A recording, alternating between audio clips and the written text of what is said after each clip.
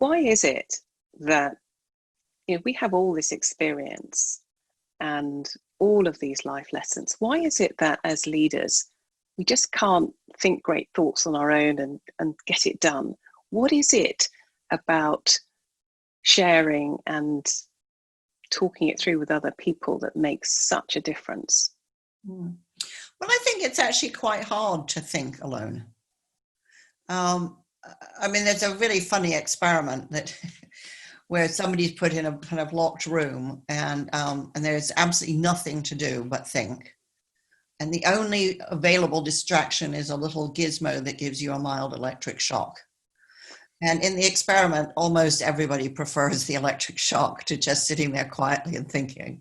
So, which suggests to me that actually it's a very hard thing to do. And, the philosopher Hannah Arendt used to define thinking as having a conversation with yourself.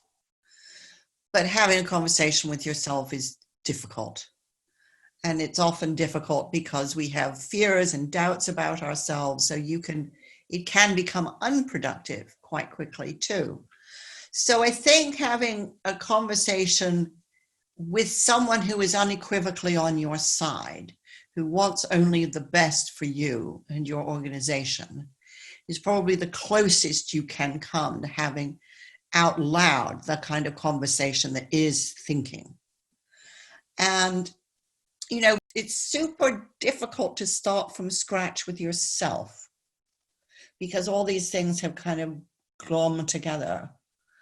So for me, often a great mentoring conversation is about being able to unpick something so that you can see really what's going on. And then for the mentee, it's become suddenly very clear what needs to be done. But it's almost in explaining and unpacking the problem that the solution presents itself. Having that thinking partner who can poke you in the eye in a good way, of course, to say, is that a self-limiting belief? Is that really true? Those questions really matter. And as you say, saying it out loud actually is also a really big part of it. It manifests itself, doesn't it, as something much clearer